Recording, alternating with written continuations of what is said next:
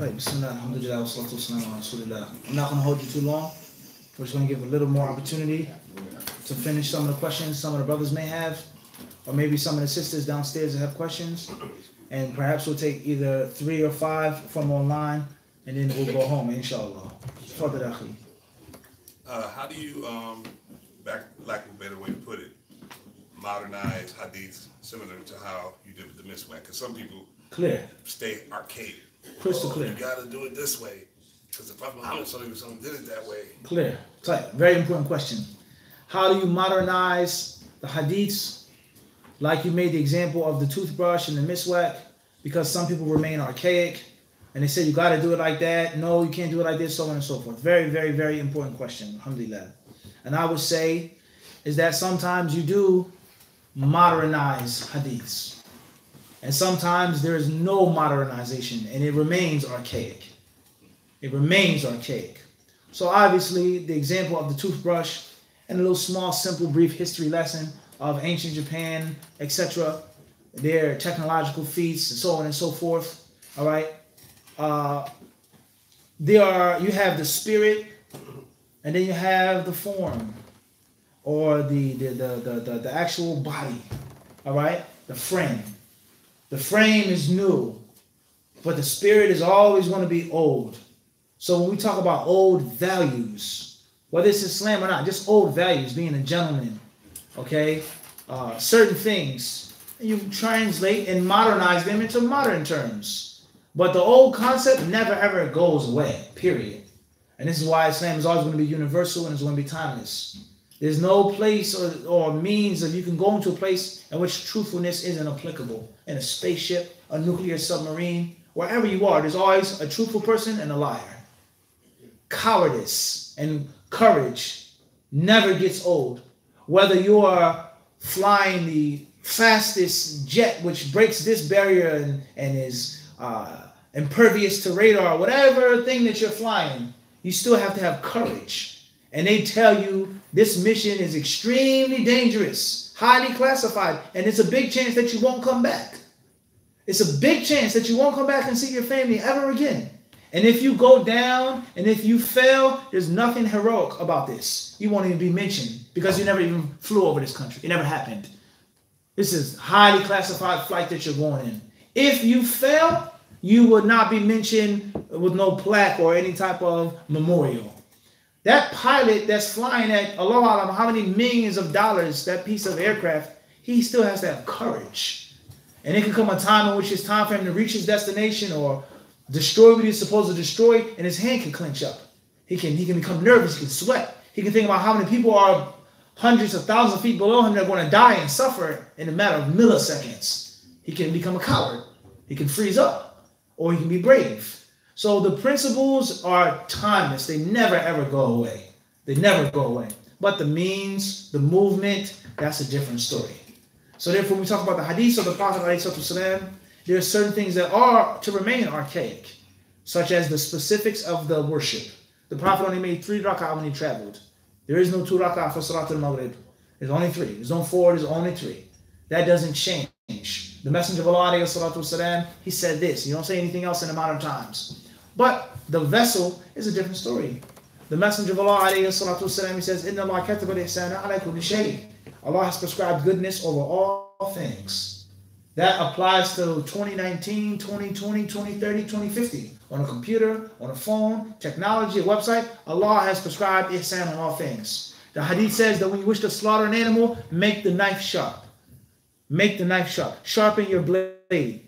So we don't have to have an archaic understanding or practice of hadith. It has to be a sharp knife. It can be any weapon that you're using. Make sure that the aim is right. Make sure that the accuracy is 101% accurate. Whether that's a laser beam or a knife in battle. So the concept of, let's just make an example of warfare. We don't remain archaic. You don't go into a battle with a sword and these people are flying drones. It doesn't work like that. But the concept never is modernized of being courageous and never being a coward, never being afraid, never being scared, removing yourself from the battle. My family, my money, that doesn't exist. Right now, it's feasible that. You understand this? So certain things do not change and cannot change. And there's certain things which what? can change, should change, and must be modernized. Use the modern technology and the modern values to implement the old and ancient Sunnah. You see what I'm saying to you? So certain things I said are it's haram to change them. There's no modernization. And certain things there is a modernization. But many people they make a mistake in this. And most people lack balance. Like you said, either extremely archaic, totally dinosaur, prehistoric age, the way that they think, the way that they do dawah, the way that they give classes, and they don't realize that it's not 1960 anymore. And there's no disrespect to anyone, but it's the reality. It's not 1960 or 70 or 80 or 90. It's not even 2000 anymore. You look at a video or a picture from 2000, it's old and fuzzy and pixelated. But back then that was like major. First smartphone, first Apple phone. You had an Apple phone in 2019, you wouldn't even use it as a coaster for a cup. The first iPhone that came out. But back in 2000, that was breakthrough, groundbreaking. Now they have phones that do this. They have phones that think for you. The technology is breathtaking. And the stuff 15 years ago is old, outdated. Let alone the 90s, let alone the 80s. So many people, they still think and they're still stuck in that time zone, time capsule. But we're not talking about the values. You're supposed to be stuck in the past when it comes to values. The values. I understand this? The good, strong Islamic and worldly values. And if that's being called old-fashioned, then so be it. And then I was no doubt the Sunnah, in many aspects, is old-fashioned. A woman is not supposed to work. The man is supposed to pay the bills. He's supposed to take care of her. He's supposed to provide everything. In 2019, that's considered what? It's old-fashioned. No doubt. But the Sunnah is to be what? Old-fashioned. A woman is supposed to be a homemaker, a housewife. She's not supposed to have a career. She's not supposed to be out there doing that. So the Sunnah from that aspect is what? Old-fashioned. But it doesn't mean that the specifics of how we did it in 1990, 1980 are the same today. Because time is moving and people are different. And this is one of the greatest things that we suffer from is when we lose our youth. And this is one of the problems that from my touring of many masjids I've experienced, most masjids suffer from. It could be a black masjid, a Pakistani masjid, a Bosnian masjid, an Indian masjid, an Arab masjid, or Arabian masjid. Or as the brother said in Peoria, or he wasn't a Muslim at the time, he said an Arab church. That's what he called the mosque. Why? He said that's an Arab church. They never invite us there. That's a sad story in itself, which I'm not going to mention to you right now. Al-Muhim is that you have the older generation and they have the younger generation. And most times there's a major gap between the two. The old people don't know how to relate to the young people. The young people don't want to relate to the old people. We don't feel welcomed by the old people. The old people push away the young people. And even those who want to relate and want to unify, they don't know how to talk. Because I came from Pakistan.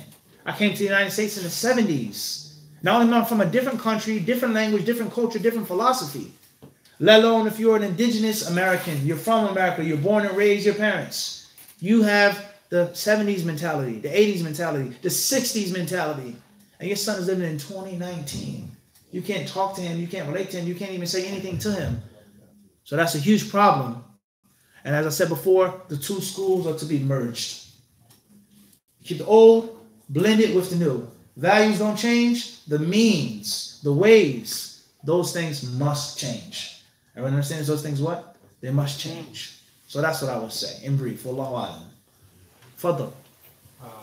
Regarding the life of Imam Nawawi, there's something that stands out to me, and maybe it's beyond the class, but his views on certain things relating to like Asma al-Sifat, for example, and how even though many scholars disagreed, obviously, with those, he still became a great, the pinnacle of scholarship. I thought this was something very interesting about his life, and maybe something you can share something.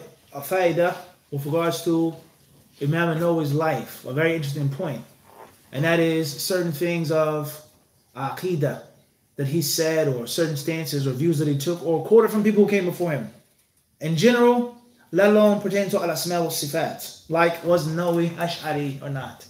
Was he an Ash'ari? Was he following the Ash'ari Aqidah? Was he confused? Etc. But despite him having these issues and different scholars differ with him and they refuted those points and the Ash'ari Aqidah not being the sound orthodox creed of al-Islam. There's no question about that. The Aqidah of the Ash'ari madhab is not the orthodox creed of al-Islam. Impossible. It's historically impossible. And that's because the founder and the leader, he he took his aqidah from different sources and different places himself. So how, if he, the first, didn't have the pure source, how can his product be pure? That doesn't even make sense in life. If you're shopping from your foods, your farm is GMO, you have a produce stand, you don't sell organic. If you yourself brought genetically modified fruits, how can the fruits that you sell be what? Organic. That just doesn't make sense. And that's no disrespect to anyone. That's historical facts. Historical facts. Imam Abu Hassan Ash'ari, rahimahullah, he went through different stages in his life. Whether he was a Mu'tazili or with this one or that, many different stages. And even when he died and he retracted many things and came closer, he still didn't have everything in order properly. So if he himself took from different places and had a great deal of confusion, and there's no disrespect to him, but it's the haqq, then how can his atba' have the orthodox creed? Let alone the concept between the Ash'ari scholars of the 3rd, 4th century versus the later centuries, night and day. The early Ash'aris were nothing like the later Ash'aris, and the same applies to Sufis. They were different. Even with the mistakes and the problems, the early Sufis were not like the what? Those who came later on, who made shirk and kufr and bid'ah. It's a difference. But we're not here to talk about that. Al-Muhim is that An-Nawawi, rahimahullah, despite these different issues, mistakes, or problems, or disagreements, Allah still allowed his legacy to spread and to become eternal and so on and so forth. That is very interesting, no doubt about that. It's very interesting. And we learn many things from that. And we also debunk many myths of those who say that it's no good in that and you can't take from this. And if you make this mistake, Allah will not help you. We debunk many tasawwurat khati'ah, muntashira fi hadha al-asr. Many misconceptions that are widespread. And perhaps we'll mention that in brief when we go over his life. Jazakallah khairan. Question from the sister said, you said the woman is not supposed to work, but Khadija radiallahu anha was a businesswoman. Can you explain what you meant? Shukran. Afwan. First and foremost is we got to understand a few ground principles. And the first ground principle is that Khadija radiallahu anha, she lived in a time before the Prophet ﷺ was actually a prophet. And she also lived in a time in which he was a prophet. But there's no difference of opinion. There's total consensus that Khadija did not live and reach and realize the final stages of legislation. She died in the early years of the Hijrah. She didn't live in Medina and when the legislation came down. And many people did make a huge mistake with regards to the life of Khadija. A perfect example of this is getting a second wife. Many women and brothers, they say you shouldn't get a second wife until your first wife is dead or too old or sick or she loses her legs in a car accident, then you should get a second wife. But as long as you, wallahi, I'm not making this up. I'm not making this up. I'm not making this up. They say things like this. Marriage contracts say, wallahi. People say something. If I do this, if I die, then you can get a second wife. If you're dead, you know what I'm saying? At the end of the day, many people, they say that the Prophet, he married Khadija and he married her for 25 years and then he married another woman. And they say this is a proof that you should keep your first wife for a very, very long time before you marry a second one. Play. It sounds good. If you're talking to non-Muslims, you want to appease them, give them a pat on the back, there is polygyny, but, you know, first wife, etc. It sounds good. When we actually sit down and use your brain a little bit, let alone knowledge of Islam, you see that this is weaker than a cobweb or a spider's web. This is extremely feeble. First and foremost is, the Prophet ﷺ was married to her before he was a prophet. There was no Surah An-Nur, or Surah An-Nisa, or Surah Al-Ahzab, or Surah Al-Baqarah. There was none of these verses that talk about marriage, divorce, child custody, stepchildren. None of that was even in the picture when Khadija lived and died, radiallahu anha. Everyone understand this? Secondly, common sense. What's easier now? For a man to marry you, and let's go extreme now. Everyone want me to stay with me. Let's go extreme. Let's say a brother marries 2 women in one day. Huh? Let's go all the way, pedal to the floor. He marries 2 women in one day. She's gonna, it says Majnun. The sister's gonna be mad. She's gonna be upset. This and that. But from the get-go, she knows what it is. My time is shared. Your love, your energy, your money, everything is shared. Whether I like it or not, that's how it is. Bottom line, I agree to this marriage, that's how it is. Or another brother who marries a woman and he stays with her for a year, and then he gets a second wife, or 2 years, 3 years, a second wife, 6 months, whatever. Then we have one brother who marries a sister, and let's say he's 16 years old. Or it says high school sweetheart. Before he was even a Muslim, he was a Kafir, and he knew sister such and such. They went to school together. They went to the prom together. They both took their Shahada. They accepted Islam. Now the brother's 40, 50 years old. How many years have they been together? 40 years, 30-something years. Every single night, me and him. I roll over, I have a bad dream, my husband is there. I cook for him. This is how he likes his eggs and his toast. This is how he likes this. This is what type of shoes he likes. I know everything about him. And there's never been no one for 45 years straight. And then all of a sudden he comes home, he's older, and he says, I want to get married. Or I got married. How's the sister going to feel? How's she going to look at it? It's going to be a tremendous blow. That's a long time to be with someone, to get used to someone, to get accustomed to someone. So it's 10 times more what? Difficult now. Instead of it coming in the what? The early stages. So people who say stay married to a woman for 30 years, then get married to a second woman, they're living in a fantasy world. They're not telling the truth. And after 30 years of marriage, the first thing the woman is going to say, why do you need a woman now? You've been with me all this time. You're old. You don't have any strength no more. Oh, you want to marry a young girl now because she's younger and so on and so forth. How am I going to live and survive? And I've been with you for 40 years. I never had a job. It's impossible that she can't have a job. But it means two things. Number one, it can be a job which is haram. Just like men are not allowed to have jobs which are what?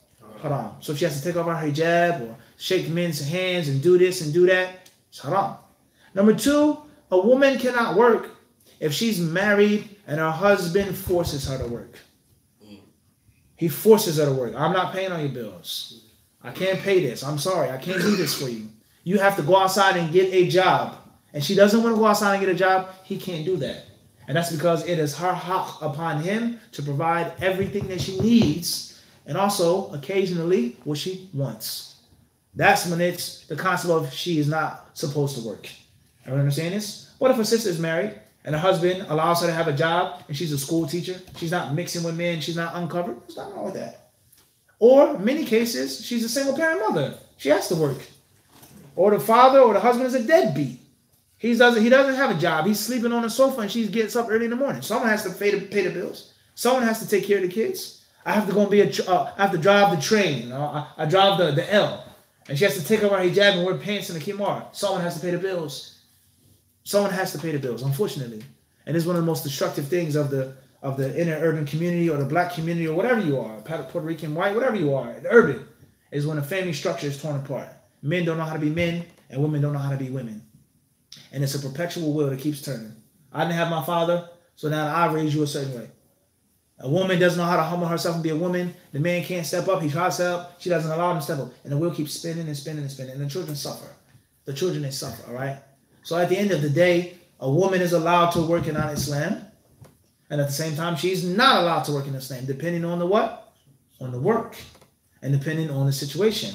If it's a haram job, no. If her husband is forcing her because he doesn't want to pay and he has the money, then we say what? She doesn't have to. You understand? It's haram for you to force her to work. And when she doesn't want to work, she wants to stay in the house. You understand this? But there's nothing wrong with a woman being a businesswoman. It's not haram. It's not disliked. A woman can have her own money in Islam. A woman can spend her own money in Islam. She doesn't need her husband's permission to do certain things. There's nothing wrong with that. We're not against that. There's nothing wrong with that. Wallahu a'lam. Fadl. Given in addition to the adab you mentioned regarding the circle of learning, what would you recommend after the proper niyyah for facilitating memorization of hadith? Questions regarding facilitating memorization of hadith. With regards to the adab, what do you do when you facilitate the memorization of hadith? Fine. I would say, Sheikh, from my humble experiences, is that you have to have the right purpose. Why do you need to memorize hadiths? Why? Why can't you just read out of a book? Why can't you just use the internet? Why do you need hadiths? You have to have the purpose. And I would translate, or I would use as an example, hadiths with regards to fighting, self-defense, whatever type of self-defense you have, boxing, martial arts, whatever art you have. Why do I have to learn how to fight? Why do I carry a handgun or a knife or whatever you carry for defense, pepper spray, whatever it is? Because you never know what situation you're going to be in and where someone's going to try to attack you and oppress you, take your money, take your life, take your honor, rape you, murder you, stick you up. Allahu A'lam, where you'll be. Some crazy madman with Islamophobia, he sees you with a beard, he comes at you swinging a baseball bat. There's no time to say, oh, wait a second, let me call the cops. Or wait a second, let me go to the car. I got something to see. Just give me 1 second. I'll be right back. Or I'm going to call my bigger brother. Or I know some brothers that are real tough. There's no time. You literally have to have split-second mental training and reflexes to duck, to block, to do whatever you need to do to diffuse that situation. And many people, they watch movies or they watch different kung fu or martial arts, aikido, jiu-jitsu demonstrations on YouTube, and they think it's that simple. And when a person throws a punch like this, and you stand there and you block it, and you do this, and you stand there and you do all of this fancy stuff. It's not realistic. Ain't nobody coming at you like that on the street with a knife or a stick or a pipe. It's going to be a quick, simple, split-second movement. And you have split seconds to duck, to block, to intercept him, or whatever you got to do. Anyone who knows reality, he knows that street fights don't last longer than what? A minute, maybe? A confrontation? There is no gunfight like it is in Hollywood. You sit there for 20 minutes, shoot it, bang, bang, bang, bang, bang, reloading. That's not realistic. Or a sword fight is cling, cling, cling, cling. That's not realistic. It's pop, pop, pop, pop. That's it. On the ground, it's him or you. So you have to train. You got to defend yourself. You got to have split-second movement to survive someone attacking you. And the same applies to hadith. You're somewhere, someone starts talking about Islam. You can't say, let me go back to my book. You're the khatib, the imam is sick. Yalla, I can't do the class. What do you mean? Yalla, do the khutbah. What are you going to talk about? Oh, I don't know. I'm sweating, I'm nervous. But I know 42 hadiths of Nawawi with explanation. Inna halal bayyin. Inna man amalu bin niyat. Kada. I don't need to go home. I can do it on the spot. Everyone understand this? Someone comes up to you, they want to be a Muslim. They ask you about what the Prophet said. You know the hadith? You can explain it to them. You can give it to them. You have an argument with your wife, a disagreement with your children. You can what? So you have to have a purpose of having the hadiths with you. And if you don't have that purpose, then your memorization of the hadiths is going to be slow. Because you can always rely on what? The information. And wallahi, this happened 2 weeks ago. I was in a barbershop in New York City before Jummah. We went in the barbershop. And it was a Muslim guy debating with some Christian guy. He was an apostate and he was talking about Islam and Christianity. So the Muslim guy was, as we say, giving him the business. He was ginsuing him. He was slicing him to pieces. John, Matthew, this book, that book. He was giving it to him. And the Christian guy was on the ropes. He was saying a bunch of nothing. He was going back and forth, so on and so on and so forth. So I kept silent the whole time. I didn't say anything. The Muslim brother didn't know who I was. Alhamdulillah, I came to get a haircut. I didn't go in there to get no class or do no religious debate. So he kept talking, and I'm sitting back just watching this guy play himself, talking like a total fool about the Bible, about Islam, about Muhammad, just talking like a fool. And alhamdulillah, the brother was doing a good job. He wasn't learning like that. You could tell he was like, he had learned from jail. He wasn't, muta'allim, but he was giving him the business at the end of the day. So we kept going back and forth, and then the barber interjected. The barber wasn't a Muslim. And the barber was utterly frustrated with the Christian guy. He basically told him to shut up. What are you talking about? Show us where Jesus said this. Tell us where he said he's God, blah, blah, blah, blah, blah. So the Christian guy said, well, are you going to believe it? Will you believe it? He says that's irrelevant. Just prove to me in the scripture where it says that. And the guy kept going back and forth. And as I was finishing my haircut, the barber said, well, we got 2 imams standing right here. I was in a chair. And this was like maybe 11:45, almost 12, close to the clip. And there was another brother who wasn't an imam, but the barber thought he was. He says, we got 2 imams right here. So you talking about what the verse means? Ask them right there. The Christian guy's mouth hit the floor. He's like, 2 imams. So I said to him, listen, I came to get a haircut. I ain't coming here to argue. So I asked him a couple questions that was really, really tough questions. Basic questions was tough. And he was dumbfounded and there's nothing else to say. What's the highlighting point, brothers and sisters? Is that he says, well, I'm going to come back tomorrow. I'm going to go home. Let me get my Bible. I'm going to go reference it. And I'm going to bring all the proofs where Jesus said that he is this and that. And I'm going to bring it to you. What benefit is that in a barbershop if you got to go home and come back the next day? We're not going to be there. The brother's not going to be there. You made yourself look like a fool. You misrepresented your Christian faith. It is of no value. But if you had memorized those verses, and if you had memorized those statements, he would have been able to what? Whip out the sword and go to battle. So you got to have a purpose for memorization. I want to memorize because I'm always expected to do khutbah. I have children. I have family. I have to do this. People are asking questions. What is this dress that you're wearing? What is this on the top of your head? You have to know. But if you don't have that hunger and that thirst, you're already off the what? The right track. So why do you want to memorize hadiths? You want to better yourself, better your community. You speak to people. You have to quote a hadith. Now you got a purpose. So you know that you have to be trained to defend yourself. Now you start training.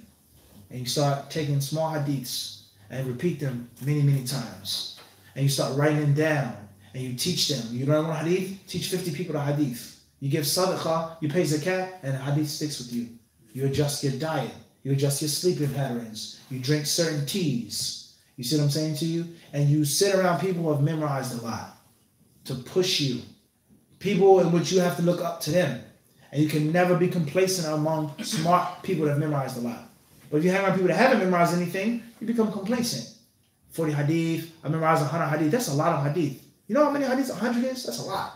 But that's nothing to this brother from Sudan or Mauritania who's memorized 1,000 or 10,000 or 10 books. And wallahi, these are people I had like this in my class from different countries. And those are the people that I like to hang around, and which I had to look up to and let me step up my game. So therefore, Sheikh, in brief, you have to have the right purpose, the proper aspirations, and I made I think a good example. Why? And secondly, then you start the systematic way. Inshallah ta'ala, you can go on a playlist in which we've done on Kayfa Tahfadh.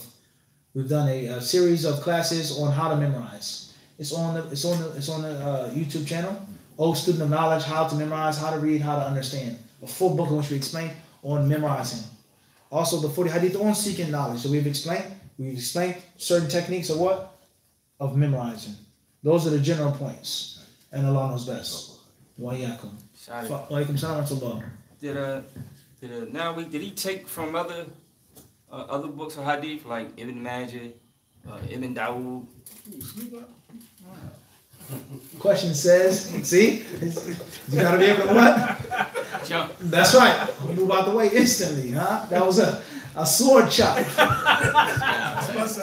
No doubt. It's embarrassing. That's what you do with Sahaba. You do what? You sword chop them. That's what Sahaba. You had a relationship with your brother. You see what I'm saying to you? So the question is, did we take from other books of hadith like Ibn Majah, Abu Dawud, so on and so forth? Without a question, without a doubt. A big part of the book is from the 6 mother books of hadith: Bukhari, Muslim, Abu Dawud, Tirmidhi, Nasa'i, Ibn Majah. And they use a few other books such as Muwatta, Darimi, etc. So he took from the main sources and a few subsidiary sources. Yes, without a question. Allah knows best. Any other questions from my brothers or the sisters? Fadl Shaykh. Assalamu alaikum. Wa alaikum assalam wa rahmatullah. Allah reward you out and preserve you.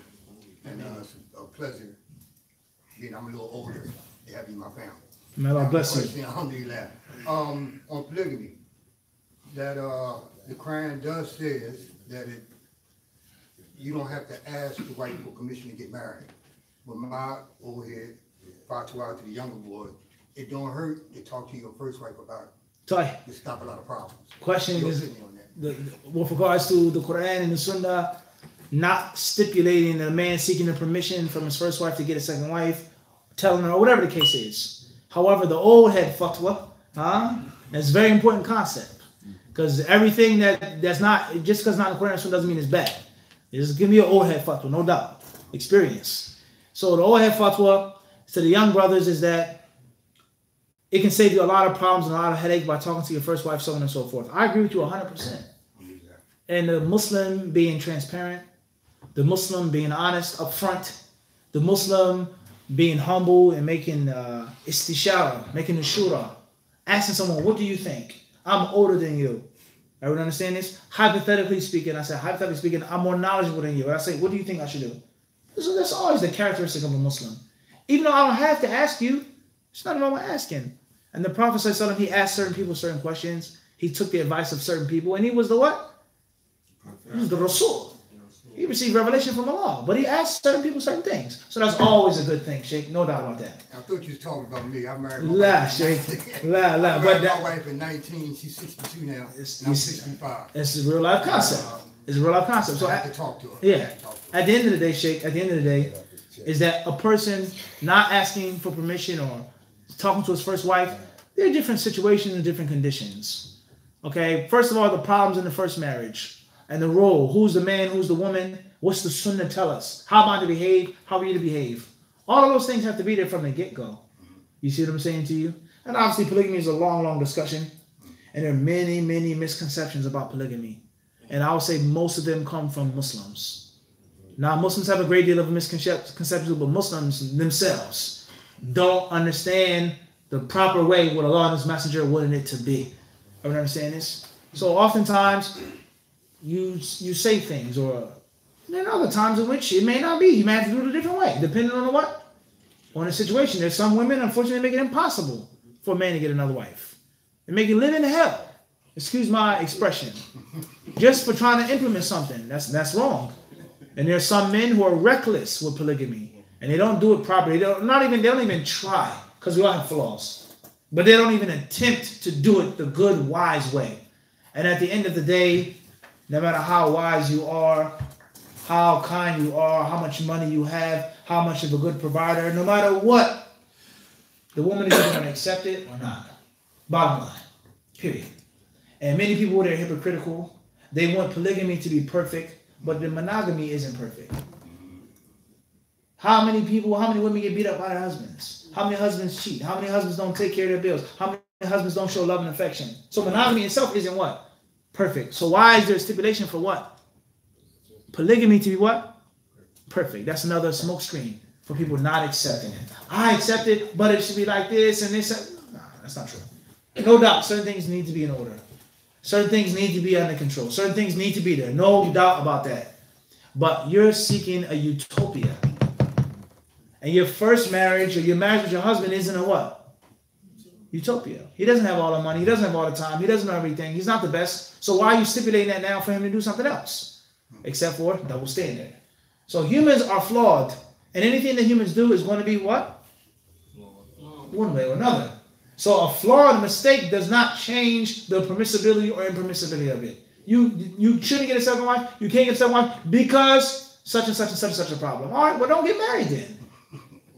Let all the men and women get divorced and we should be single. Right or wrong. If that's your rationale. Everyone understand this? And Allah knows best. Khairan, inshallah. We'll take maybe a few questions from online. Just a few because I know it's late. First, further, Sheikh. Something you mentioned earlier about the clapping their hands. Okay.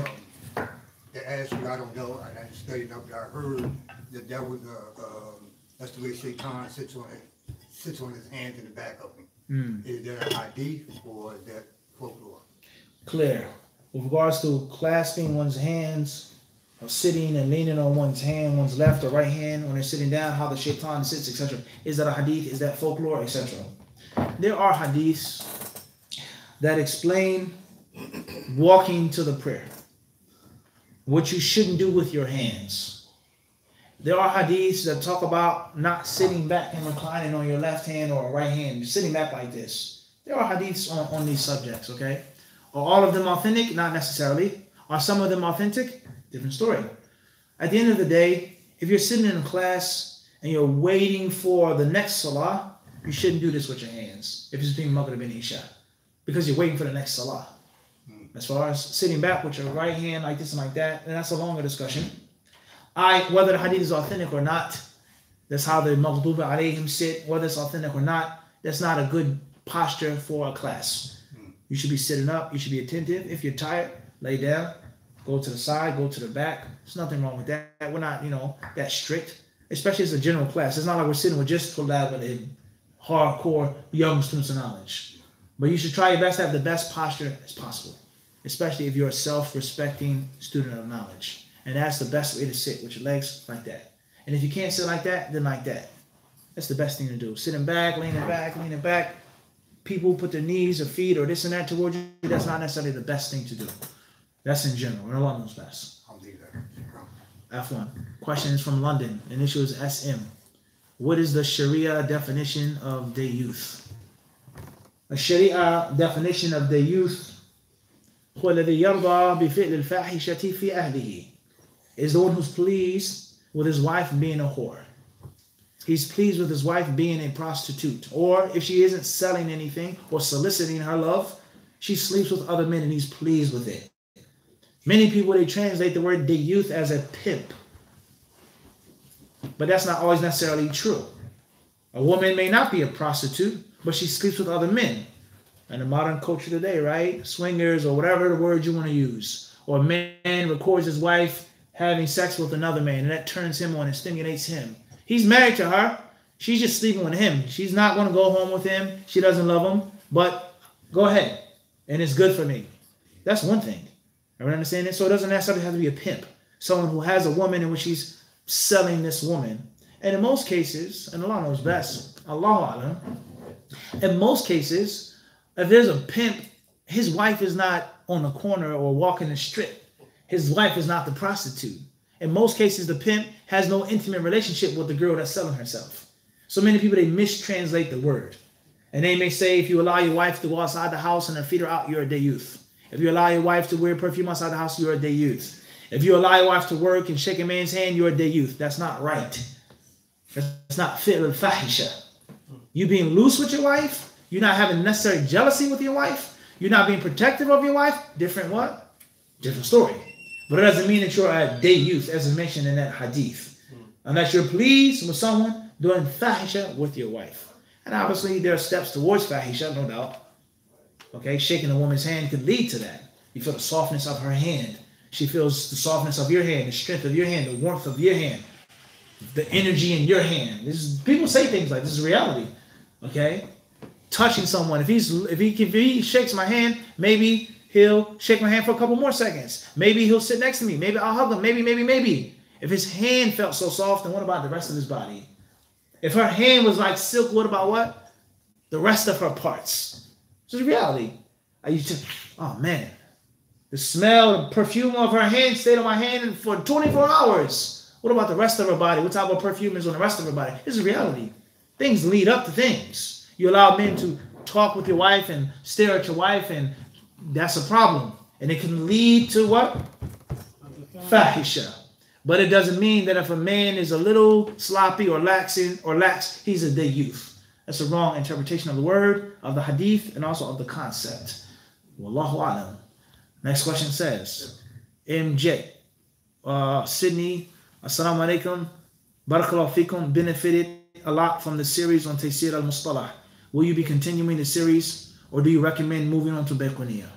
Wa alaikum assalam wa rahmatullahi wa barakatuh. Our brothers and sisters in Australia, I'm glad to hear that you benefited from the class. If you want to move on to Baiquniya, that's fine. Will we continue the series? Right now, it's definitely on pause. And there's no guarantee that we'll finish that series. But there's Baiquniya, there's a Tadhkira, and there are other Durus and Mustalah that are on the channel. Jazakallahu khair. And there's also Nuqbat al-Fikr on the channel as well. Allahu A'lam. FA, East Flanders, Belgium. All versions of 40 Hadith Nawawi I've seen have no isnads. Only references to where the original Hadith can be found. Is that the way Nawawi made the book? Yes.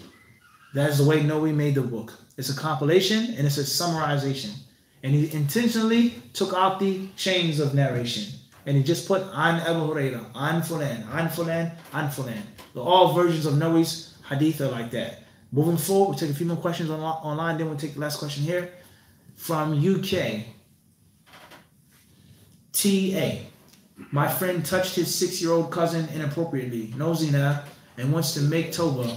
What does he have to do to be forgiven? Please help him. He has lost hope in his life. First and foremost is to say the following words. Astaghfirullah wa atubu ilayh. O Allahumma inni astaghfiruka wa atubu ilayka. Inshallah ta'ala, make a good, perfect wudu. If you want to make 2 rak'ah, you make 2 rak'ah and you ask and you beg Allah to forgive you of your sins and your mistakes. All sins, the sins that you know about and the sins that you don't know about. Sins that are big, sins that are small, sins, ask Allah for all forgiveness. And obviously the fastest way between 2 points is a straight line. So you should make the prophetic supplications of istighfar. And the best of them obviously is Sayyidul Istighfar. Allahumma anta rabbi la ilaha anta khalaqtani wa ana abduka wa ana ala ahdika wa wa'dika mastata'tu. So get the book Fortunes of the Muslim and read the best way of making tawbah and al-istighfar. And inshallah ta'ala, don't go back to that sin. Whatever the sin is, touching your cousin, touching a girl, whatever it is, try your best to avoid that which is haram. And if you make a mistake, immediately make tawbah. And don't become stuck on a mistake in the past. Don't get stuck on it. Move forward. Don't let the shaitan haunt you and cause you to think that you're destroyed. Wallahu alam. Question says, RB from Philly. can a man have woman friends? It depends on what you mean by woman friends. If you mean an associate, neighbor that you talk to in general, you have your supervisor, your coworker, you're at the coffee machine. Good morning, how's it going? Yeah, you know, that's crazy. They raised the price of this. Oh yeah, you know, have a good day. I'm back to my cubicle. Being professional, being cordial. Hello, how you doing? Have a good day. Something like that. That's one thing. What if you mean like friend, and what you guys are buddies and you talk and you're sitting with each other, you go over a house on the sofa, you eat popcorn, watch the game together, and she's not related to you, she's not your wife, then that's obviously very, very, very dangerous. Very dangerous. I'll give you a piece of wisdom that I got from one of my students. Something I learned from a student of mine some years back, and the student wasn't a boy, it was a girl. And she was discussing different issues of marriage and so on and so forth. And this is what she said to me. And Allah knows best. This is what she said. She said that I feel it's impossible for a man to be with a woman, talk with her, whatever the nature of the relationship is, and the thought of intimacy not cross someone's mind at least once. Impossible. No matter how good friends, I'm not attracted to you, you're not my type, you're not my cup of tea, this, that, the thought has to cross someone's mind at least once, in which you guys are friends. And oftentimes that's the worst type of attraction, is the mental attraction.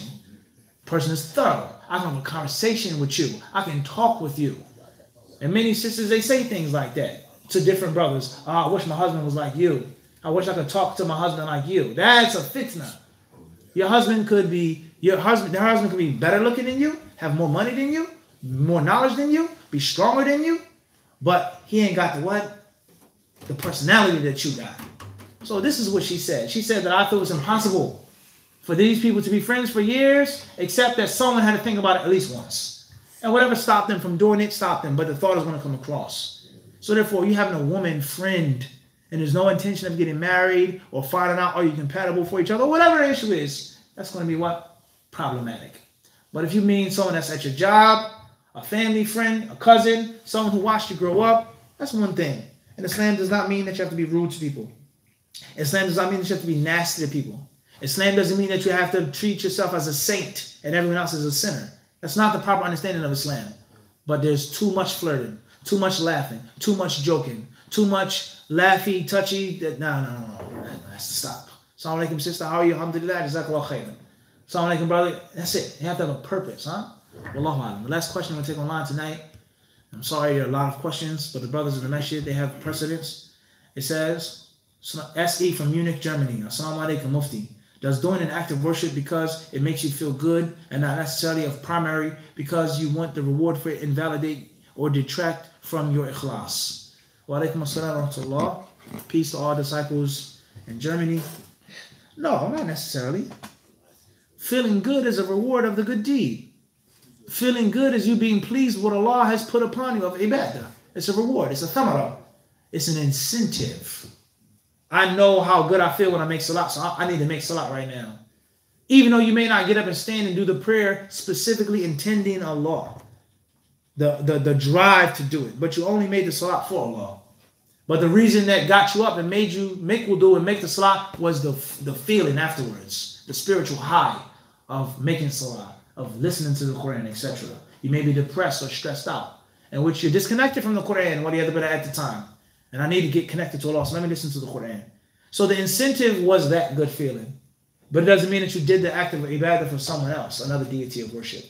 Everyone understand this? What's important is try your best to bring the intention as much as you possibly can. Try your best to do that, inshallah ta'ala.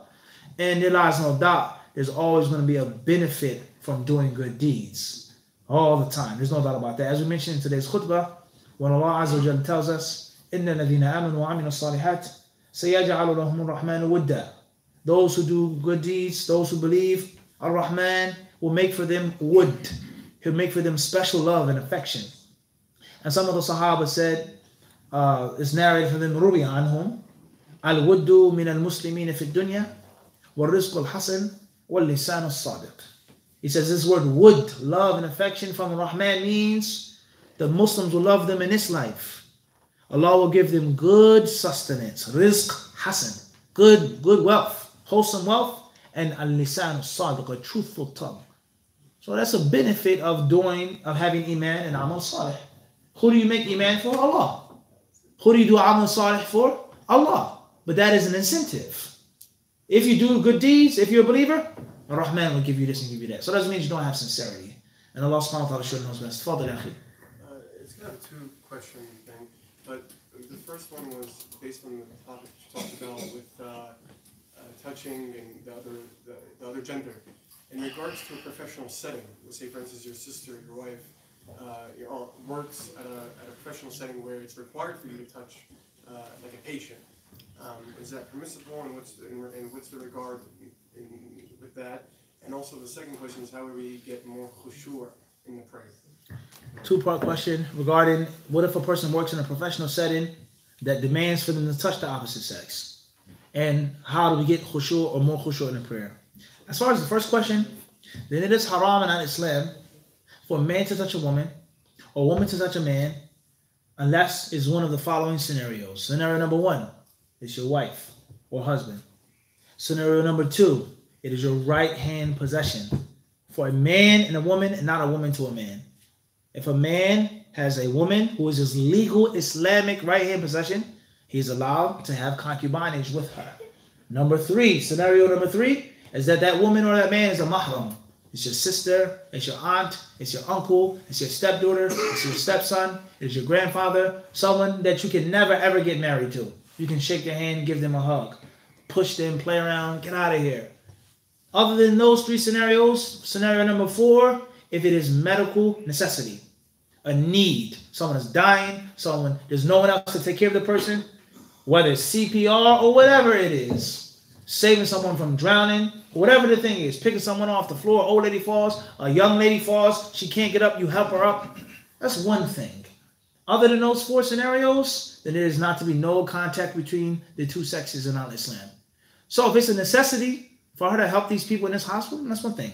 If it is not a necessity or a need, she cannot touch them. A male doctor, a female doctor, she works in a different hospital, she takes less pay to take a lesser job. That's better than her touching men and women, so on and so forth. And if you're going to do it, if a person is in a situation, it's difficult for them to quit, it's their life dream, it's very hard, they have to make the money, whatever the situation is, they know it's haram, they know it's bad, then at least try to minimize it. Place some insulation, wear gloves, don't do it unnecessarily. Well, heck of that. Try it only as a last resort and seek Allah's forgiveness. Ask Allah to forgive you and give extra zakat and extra sadaqah. Try your best to get rid of that illegal aspect of your what? Of your job. And the same applies to shaking someone's hand. Many people have a problem with shaking hands. It's hard.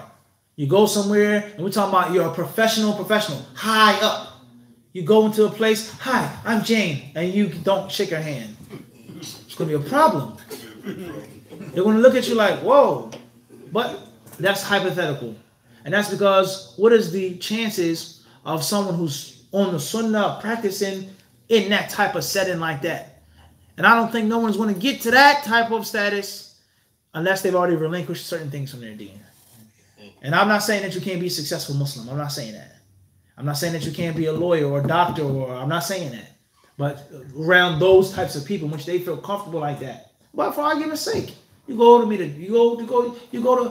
buy something off Craigslist. You go to pick up a trampoline. No doubt. And he's the owner of the trampoline. She says, "Hi, I'm Jane." She sticks out her hand. Or he says, "Hi, I'm Mike. Or I'm Rob. Or I'm whatever my name is." A friendly gesture. You may feel embarrassed. It may happen so quick, so rapidly, you don't have the time to put your hand back. Someone may give you a hug at a funeral. That person, she's not your mahram, but she watched you grow up. She says, "Boy, come here." And she gives you a big hug and she squeezes you. Everyone can relate to this, right? And you're stuck.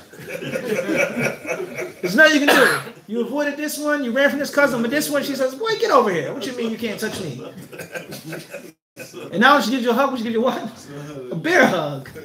And she's not taking into consideration not only is it haram or your religion, she may not be a Muslim, but you're not a little boy no more. Things are different. So if you get stuck in that situation, don't justify it. Don't what? Justify it. Ask Allah to forgive you for your weakness and your shortcomings. Don't justify it. Don't say it's permissible to shake hands. Do not. La tuballigh. And many people, they fall into that mistake. They take their weakness and they make that the Sharia. It's wrong. It cannot be done. I messed up. I didn't put my foot down from the beginning. Every time I see my boss, she gives me a handshake. May Allah forgive me. It's one thing. As far as how to get more khushu' in the prayer, then I would say by learning Arabic, which is a pivotal way or step to learning the Quran. If you know the meanings, if you know the tafsir, if you know the beauty of the Quran, you know exactly what the Imam is saying, it allows you to have khushu'. And just look at the basic meaning of the prayer. Allahu Akbar. Allah is greater and greatest than money, than women, than men, than sports. Allah is greater than commerce. Think about what you're actually saying. Make critical reflection. But you need Arabic. And I'm telling you, knowing Arabic, knowing the Quran, knowing the tafsir, and not knowing it, it's like night and day. It's like the desert and the Atlantic Ocean. When you know what's being said, and you know why this verse was sent down, what Ibn Abbas said in the prayer, it's like night and day. So if you want that high level, you got to work for it. Deserve it through seeking Him. Allah knows best. I'm sorry for not answering everyone's questions. There's a lot of questions online. This will conclude our session tonight. Jazakumullah khairan. May Allah bless you all.